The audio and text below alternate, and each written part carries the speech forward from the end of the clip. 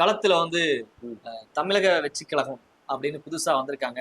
அவங்களுடைய நிலைப்பாடை பத்தி உங்களுடைய கருத்து. தலைவர் விஜய் வந்து அதுல நிறைய விஷயம் வந்து கொள்கை தலைவரா வந்து காமராஜரை வைத்திருக்காங்க. அப்படிங்கும்போது அது வந்து ஒரு பாசிட்டிவான வைபா தானே நாடார் மக்களிடத்துல வந்து தோணும். புதுசா வாக்காளர் வராங்க, காலேஜ்ல முடிச்சுட்டு போகக்கூடிய புது வாக்காளர்களுக்கு கொள்கை தலைவரா தம்பி தாவேக்காக்கு இவ்வளவு பெரிய டெபினிஷன் எல்லாம் தேவையில்ல.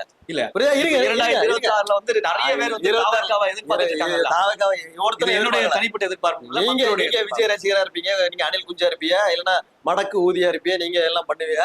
நான் விளக்கம் சொல்லுதேன் கேளுங்க. நீங்க காமராஜரை தொட்டதெல்லாம் சொல்லுதேன். இல்லைன்னா நான் இவங்களை பத்தி பேச போறதில்ல. அவன் பாவம் வளரட்டும், வளர்ந்து வரட்டும். நாம் தமிழ்ல இருந்து நாங்க எப்படி சீரழிஞ்சு வந்தோமோ அதே மாதிரி அங்கிருந்து ஒரு செட்டு சீரழிஞ்சு வரட்டும், தப்பு இல்ல. ஒரு வளர்ந்து வர புது கட்சி வந்து காமராஜரை உயர்த்தி பேசுறது வந்து நல்லது தானே, நல்ல ஒரு சைன் தானே. எங்க உயர்த்தி பேசினாங்க? கொள்கை தலைவராக வந்து வச்சிருக்காங்க. அததான் தம்பி நான் சொல்ல வரேன் உங்களுக்கு. முதல் மாநாட்டுல கொள்கை தலைவர்களை அறிவிச்சு காமராஜர் அறிவிச்சிருக்காரு, சந்தோஷம், அதுக்கு பெரிய கும்பிடு. சரியா? வரவேற்கிறீங்க அப்படின்னு எடுத்து. ஆமாமா, வரவேற்று அவரை புகழ்ந்துட்டோம்னு வச்சுக்கோங்களேன். பாலாபிஷேகம் பண்ணிட்டோம். யார? தலைமை தற்குறி விஜய. புரியுதா? நம்ம ஏன் தலைமை தற்குறி விஜயங்க தலைமை தற்குறி நீ ஏன் சொல்ற அப்படின்னா, நீங்க வந்து முதல் மாநாட்டுல ஐயா பெருந்தலைவர் கர்ம வீரரை வந்து நீங்க வந்து என்னன்னா கொள்கை தலைவரை அறிவிச்சிட்டிய, ரைட்? அடுத்தல இத்தனையோ ஒரு கிட்டத்தட்ட ஒரு 10 மேடை பேசியிருப்பாரு அந்த ஆளு. அதிகபட்சம் 10 பேசியிருப்பாரு. நீங்க தான் அதுக்கப்புறம் நீங்க வாய்ப்பே கொடுக்க மாட்டீங்களா? அவங்களுக்கு எந்த பிரச்சாரம் பண்ணாலுமே அதுக்கான வாய்ப்புகளை கொடுக்க மாட்டீங்க. இருக்க இடத்துல இப்படி பேசணும். கரூர்ல பேசினேன், அதுக்கு முன்னால எங்கெல்லாமோ பேசினீங்களாப்பா. அங்கெல்லாம் காமராஜரை பேச வேண்டியதானே? ஒரு மேடையில காமராஜரை பேசலையே. நீங்க என்ன சொல்ல வரீங்க? முதல்ல காமராஜரை வந்து கொள்கை தலைவரை அறிவிச்சிட்டீங்க. அடுத்த மாநாட்டில் என்ன சொல்லிய? 67 திரும்புகிறதுங்க. 67 என்ன நடந்துச்சு தெரியுமா உங்களுக்கு? 67 நீங்க யார கொள்கை தலைவர் வச்சிருக்கீங்களோ அவர் தோற்கடிக்கப்பட்ட வருஷங்க. 67 தேர்தல் காமராஜர் தோற்கடிக்கப்பட்ட வருஷம். இப்ப அவங்க கொள்கை தலைவர் பட்டியல் நின்றுட்டே போது ஜெயலலிதா கூட ஏத்துக்கிறாங்க. அப்புறம் இப்படி இருக்கும்போது அவங்களை பத்தி பேசி என்ன பிரயோஜனம்? நான் காமராஜரை தொட்டதுனால சில விஷயங்களை சொல்லிட்டு போறேன். காமராஜரை வந்து கொள்கை தலைவர் அறிவிச்சுட்டு 67 தேர்தல் முன்னுதாரணம் காட்டுறாங்க. காமராஜர் தோத்த தேர்தல். புரியுதா உங்களுக்கு? இப்ப நீங்க இதை எப்படி நீங்க நார்மலைஸ் பண்ணீங்க? இதை எப்படி நீங்க வந்து நியாயப்படுத்த முடியும்? இது ஒண்ணு இருக்கு. அடுத்த மாநாட்டுல என்ன பண்ணுவீங்க? அண்ணா அறிஞர் அண்ணாவையும் இன்னொரு பக்கம் எம்ஜிஆரையும் போடுறீங்க. 2 பேரும் திராவிட அரசியல். இவங்க அவ்வளவு அண்ணாதுரை எதுக்கு கட்சி ஆரம்பிச்சாரு? காங்கிரஸை அழிக்கிறதுக்கு தான் கட்சி ஆரம்பிச்சாங்க. அவங்க அன்னைக்கு இருந்த காங்கிரஸ் யாரு? காமராஜர் தான். காமராஜர் தோக்கடிக்காக ராஜாஜி மூதறிஞர் ராஜாஜிங்கிற பெரிய காங்கிரஸ்காரரு அவர் கூட தான் கூட்டணி வச்சாங்க. காமராஜரை கொள்கை தலைவர் அறிவிச்சுட்டு யாரு அவங்கள அழிக்கிறதுக்காக ஆரம்பிச்சாங்களோ அவங்களே தான் நீங்க மறுபடியும் முன்னாதாரமா காட்டுறீங்க. இப்போ காமராஜரை விருந்துக்கு கூப்பிட்டாச்சு. காமராஜரை விருந்துக்கு கூப்பிட்டு, அண்ணாச்சி நீங்க தான் எங்களுக்கு எல்லாம், உங்களுக்கு உள்ள ஸ்பெஷல் சேர் ரெடி பண்ணிட்டோம், பொண்ணு மாப்பிள்ள உட்கார்ற சேர் தான் உங்களுக்குன்னு சொல்லி கூப்பிட்டாச்சு. காமராஜரை கூப்பிட்டு அவரை வாசல நிப்பாட்டி வச்சிருக்கு. அவரு வெளியிலேயே நின்றுட்டு இருக்காரு பாவம் போல. என்னப்பா இன்னும் நம்மளை கூட மாட்டேங்கானு. உள்ள நடக்குது என்னன்னு பார்த்தா, காமராஜரை எதிர்த்து அரசியல் பண்ண அவ்வளவு பேருக்கும் மேடை போட்டு போட்டா மாட்டி அவங்களுக்கு விருந்து நடந்துட்டு இருக்கு. அதுதான் தவைகள் நடக்கு. காமராஜர் பாவம் போல வெளியில் நிற்காரு. இல்லை நான் செவனேன்னு இருந்தேன். இந்த காங்கிரஸுக்காரங்களும் இந்த நாடக சங்கங்களும் என்னை வச்சு கும்பிட்டுக்கிட்டு இருந்தான். படிக்கணும்னு ஆர்வப்பட்ட பொதுமக்களை என்னை கும்பிட்டுக்கிட்டு இருந்தான். இப்படி என்னைய கூப்பிட்டு கொள்ளையத்துல அறிவிச்சு ரோட்ல விட்டு நீ அசிங்கப்படுத்தி சொல்லி காமராஜர் வேதனைப்படுத்தாரு. தம்பி சத்தியமா வேதனைப்படுத்தாரு. காமராஜர் வந்து சொந்த சமுதாயத்துக்கு எதிராக நின்னாரு. கள்ளுக்கடை மறியல்ல அவர் வந்து கள்ளுக்கடை எதிர்த்து ஆர்ப்பாட்டம் பண்ணவர். சரியா? 19 வயசுலயே. எவ்வளவு பெரிய குடியாரன். சமூகத்துல எப்படி ஒரு மனுஷன் வாழக்கூடாங்க ஒரு உதாரணம் விஜய். ஒரு சமூக அழுக்கு விஜய். புரியுதா உங்களுக்கு? தனிப்பட்ட வாழ்க்கையில இருந்தாலும் அவங்க தனிப்பட்ட வாழ்க்கையில வந்து ஒழுங்கா இருக்கணும் தானே. நம்ம தனிப்பட்ட வாழ்க்கைக்கே போல. கரூர்ல 41 பேர் துடிக்க செத்து போனாங்க. புரியுதா? கரூர் விட்டு புடதி அடிக்க ஓடி போன பையன். புரியுதா? இவன் வந்து இருங்க என்ன பாதுகாப்பு? கோவாக்கு போறிய, கல்யாண வீட்டுக்கு போறிய, அங்கெல்லாம் உங்களுக்கு பாதுகாப்பா? இது தொந்தரவு இருக்கா உங்களுக்கு? சத்தகட்டம் வந்து சதெல்லாம் போண்டிதானே.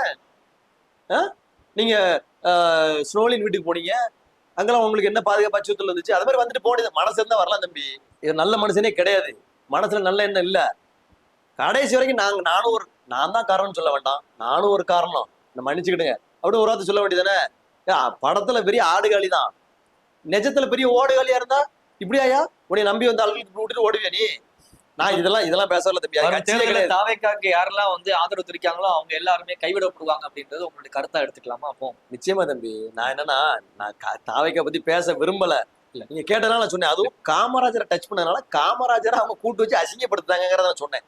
காமராஜருடைய பேரை உச்சரிக்கிறதுக்கு விஜய்க்கு எந்த எந்த ஒரு அருகதையும் கிடையாது. புரியுதா? இன்னொன்னு ஒரே ஒரு விஷயத்த சொல்லிட்டு போயிருந்தேன். காமராஜர் வந்து திருநெல்வேலியில கூட்டம் போட வந்திருக்காரு. சரியா? அப்ப கூட்டம் போட வரும்போது ஒரு கடை வீதியில கூட்டம் போட்டிருக்காங்க. அப்போ காமராஜர் சொன்னாராம், நெல்லைக்கண்ணன் ஒருத்தர் இருந்தார்ல, ஆமா அவர்கிட்ட, ஏன் கூட்டத்தை இங்க சிட்டிக்குள்ள கடை தெருவுல போட்டது எவன்டா அப்படின்னாராம். இல்ல என்ன ஐயா என்ன நினைச்சிட்டு இருக்காங்க, கடையை கூட்டத்தை கொண்டு ஆத்தங்கரில் தானே போடணும், அங்கதானே மக்களுக்கு இடைஞ்சல் இருக்காது, நீ இங்க கொண்டு போட்டிருக்க அப்படின்னாராம். புரியுதா? அவர் மக்களுக்கு இடையூறு இல்லாம ஒரு இடத்துல வச்சு கூட்டம் நடத்திட்டு போகணும்னு நினைச்ச மா மனிதர், பெரிய கடவுள் அவர். நீங்க அவரை கொண்டு இந்த ஆள்கிட்டலாம் நம்ம பேச வேண்டிய தேவையில்லை. இவரு மக்கள் நெருக்கடியான இடத்துல 40 பேரை கொன்ன மனுஷன். இன்னொன்னு தம்பி, ஒரு ஒரு ஒரு விஷயம், இந்த பொம்பளை பிள்ளைகிட்ட நம்ம சொல்ல வேண்டிய விஷயம், உதாரணத்துக்கு ஒரு குடும்பம் இருக்குன்னு வைங்களேன், புருஷன் முன்னாடி இருக்காங்க. ஒரு மனைவி என்ன சொல்லுதா, எனக்கு என் புருஷனை விட விஜய் தான் முக்கியங்கா, எனக்கு விஜய் தான் பிடிக்குங்கா. எவ்வளவு பெரிய சமூக அழுக்கு பாருங்க. நீங்க இதே வார்த்தையை அந்த கணவர் சொன்னா ஏத்துக்கிட்டு வராங்களா? அந்த கணவர் எனக்கு விஜய் பிடிக்காது, எனக்கு என் பொண்டாட்டியை விட நயன்தாரா கூட சொல்ல வேண்டாம் ஐயா, உங்க சித்திக்கே வந்துருவோமே, நயன்தாராட்ட விட விட்டுருவோம், உங்க சித்தி திரிசாவை, எனக்கு என் பொண்டாட்டியை பிடிக்காது, திரிசாவை தான் பிடிக்கும்னு அவ புருஷன் சொன்னா அடுத்த நிமிஷம் சோத்துல வசதிச்சு கொண்டுருவான். இதான உண்மை. இன்னொன்னு சின்ன வயசுல இருந்து அவங்க படம் பார்த்து போற ஒரு ரசிகரா, ஒரு நடிகருக்கு ரசிகரா எல்லாம் இருக்காங்க. அவங்க வந்து வளர்க்கும் போது கல்யாணம் ஆனதுக்கு அப்புறம் அவர் எனக்கு ரொம்ப பிடிக்கும்னு சொல்றது தப்பா எப்படி நீங்க எடுத்து? புருஷனை விட பிடிக்கும்னு சொன்னா தப்பு தான் தம்பி. புருஷனை அதான் நான் சொல்லுதம்ல, எனக்கு என் பொண்டாட்டியை விட திரிசா தான் பிடிக்கும்னு சொன்னா பிஞ்சிரு செருப்பு வீட்டுல வாரியில் பிஞ்சிரும். சரியா? ஒருவேளை வந்து உதயநிதி ஸ்டாலின் அவருக்கு எதிர்ப்பா விஜய் வந்துருவாருன்ற அந்த ஒரு பயத்துல வந்து திமுக அப்படிலாம் அவர் மேல பயங்கர. உதயநிதி அமைச்சர், சரியா? அவர் வந்து ஒரு அரசியல் பாரம்பரியம் உள்ள குடும்பத்துல இருந்து வந்திருக்காரு. அவர் வந்த புதுசுல அவர் மேல 1008 விமர்சனம் இருந்தது. இன்னைக்கு துணை முதலமைச்சர் நம்ம இருக்காரு, அவர் மேல 1008 விமர்சனம் வரும்போது இருந்துச்சு. இன்னைக்கு அவர் நல்லா பேசுறாரு. இன்னொன்னு, நீங்க வந்து உங்களுக்கு தெரியுமான்னு தெரியல, பள்ளிக்கூட லெவல்ல இருக்கக்கூடிய விளையாட்டுத்துறையில உள்ள பிள்ளைகள்கிட்ட கேட்டு பாருங்க, எங்கெங்க இந்த பட்டிக்காட்டு இல்லாம செலக்ட் பண்ணி அந்த பிள்ளைங்களை கபடி போட்டியா இருக்கட்டும், செஸ்ஸா இருக்கட்டும், எல்லாத்துலயும் நல்லா வளர்த்துட்டு இருக்காங்க. இது உண்மை, இதெல்லாம் நம்ம வந்து மறுக்கே இல்லை. சென்னையில கூட கார் ரேஸ் நடத்தினாங்க, அது விளையாட்டுத்துறையில தான். ஏன் நடத்துற என்ன தப்புங்க? இல்ல அது குறிப்பிட்ட அவங்களுக்கு ஃபேவரா தான் பண்றாங்க. இது வந்து அடித்தட்டுல இருந்து வர மக்களுக்கு வந்து அதெல்லாம் கார் ரேஸ் பெரிய பணக்கார நடத்தக்கூடியது, அதையும் நம்மளால நடத்த முடியும், நடத்தி காட்டினாங்க. புரியுதா? அடித்தட்டுல உண்மையிலே இருக்காங்க தம்பி. வடமலை சுந்தரம் போங்க, எங்க சித்தி வீடு இருக்கு, அங்க அவங்க பிள்ளைகள் 2 பிள்ளைகள் நல்லா இருக்காங்க. இன்னைக்கு ஸ்டே ஃபண்ட் வாங்குறாங்க, கோட்டால நிறைய உள்ள போயிட்டாங்க. அவங்களே சொல்லுதாங்க, உதயநிதி வந்ததுக்கு அப்புறம் தான் அந்த விளையாட்டுத்துறையே நல்லா இருக்கு அப்படின்னு சொல்லுதாங்க. தமிழ் சினிமால உச்ச நட்சத்திரமா இருக்கக்கூடிய தளபதி விஜய் அவர் வந்து அவருடைய சினிமா இதுலயே இருந்தக்கூடிய உதயநிதி ஸ்டாலினை இந்த 2020 தேர்தல்ல முந்துவார் அப்படின்றது மக்கள் வந்து நிறைய பேர் எதிர்பார்த்துட்டு இருக்காங்க. அதை நீங்க எப்படி? தம்பி கொஞ்சம் பேச விடுங்க. விஜய் கட்சி ஆரம்பிச்சிருக்காரு, அரசியல் ஒண்ணு பண்ணணும் தம்பி. சரியா? திமுகவை எதிர்க்கிறது மட்டுமே அரசியல் கிடையாது. அரசியல்ங்கிறது என்ன அப்படின்னா, இன்னைக்கு நாங்குநேர்ல 7-8 பேர் வெட்டுப்பட்டு சாவடக்க பத்திலாம் இவங்களை பத்தி பேசணும், இவங்களுக்காக நிக்கணும். தாவேக்க என்ன செய்யணும்னா அந்த 4 வழி சாலையை மறிக்கணும், விஜய் வரணும், கண்டன அறிக்கை விடணும், போராட்டம் பண்ணணும். அட்லீஸ்ட் விஜய் வரலாம் கூட விஜய் அறிக்கை கொடுத்துட்டு அந்த மக்களை வச்சு போராடணும். இதுதான் தம்பி அரசியல். திமுகவை எதுக்குறது, நீங்க ஏன் மனசுக்குள்ள இருக்கீங்களா, நான் உங்க மனசுக்குள்ள இருக்கேன், நம்ம எல்லாரும் சேர்ந்து திமுக தோக்கடிச்சலாம்ல, இது அரசியல் கிடையாது தம்பி. இது வந்து நான் சொல்லுங்க, சரத்குமார் எப்படி சமத்துவ மக்கள் நடத்தினாரோ அதே மாதிரி விஜய் வந்து அவங்க ரசிகர்களுக்காக வெட்டி கழகத்தை நடத்திட்டு இருக்காரு. அது வெற்றி கழகத்தை நடத்திட்டு இருக்காரு. இதனால எந்த பாதிப்பும் யாருக்கும் வர போறது இல்ல.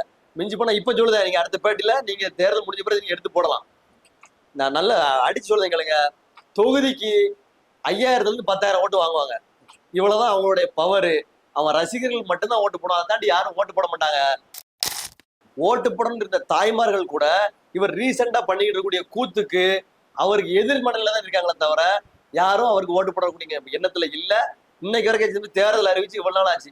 ஒரு அரசியல் தலைவர் வாய் திறக்காம இருக்க முடியுமா? வாய் திறக்காம இருக்காம எவ்வளவு பெரிய மனநோயால இருப்பான்னு பாத்துக்கங்க.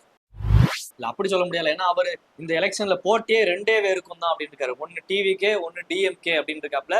2வது வந்து அவரு ரொம்ப ஹானஸ்டா சொல்லக்கூடியது தூய சக்திக்கும் தீய சக்திக்குமான மிகப்பெரிய தேர்தலா இந்த 2020 தேர்தல் இருக்கும் அப்படின்னு சொல்றாங்க. அவருக்கு என்ன தம்பி, அவரு வைத்தியம் என்னாலும் பேசுவார். அவர் சினிமா வாசனம் பேசினாங்க அப்படின்னு எடுத்துக்கலாமா? அப்போ இது அரசியலை தாண்டி அவர் சினிமா விட்டு இன்னும் வெளியே வரல அப்படின்னு எடுத்துக்கலாமா? விஜய்? இல்ல, நமக்கு வந்து கோவம் வருது மாதிரி காமெடி பண்ணாங்கன்னு அதுக்கு சொல்லணும். அவர் பண்ணது காமெடி, அந்த காமெடிக்கு நமக்கு கோவம் வருது தம்பி. சரியா? இதுக்கு மேல அவரை பத்தி பேசி டைம் வேஸ்ட் பண்ண வேண்டாம். எனக்கும் தொண்டை கைது, உங்களுக்கும் தொண்டை கைது. இது வேண்டாம். இது வந்து அப்படி சும்மா ஜாலியா போயிரும். இந்த கதையை பத்தி பேச வேண்டியது இல்லை. ஓகே. ரொம்ப நன்றி. இவ்வளவு நேரம் உங்களுடைய நேரத்தை எனக்காக ஒதுக்கி இவ்வளவு விஷயங்கள் பேசியிருக்கீங்க. தொடர்ந்து அடுத்த வீடியோக்குள்ள நீங்க வந்து நிறைய விஷயங்களை பேசணும்னு நாங்க எதிர்பார்க்கிறோம். இவ்வளவு நேரம் கலந்து கொண்டதுக்கு நன்றி. அறிவித்தமிழ் மீடியா சார்பில் உங்களுக்கு மிகப்பெரிய நன்றி. நன்றி தம்பி. நன்றி.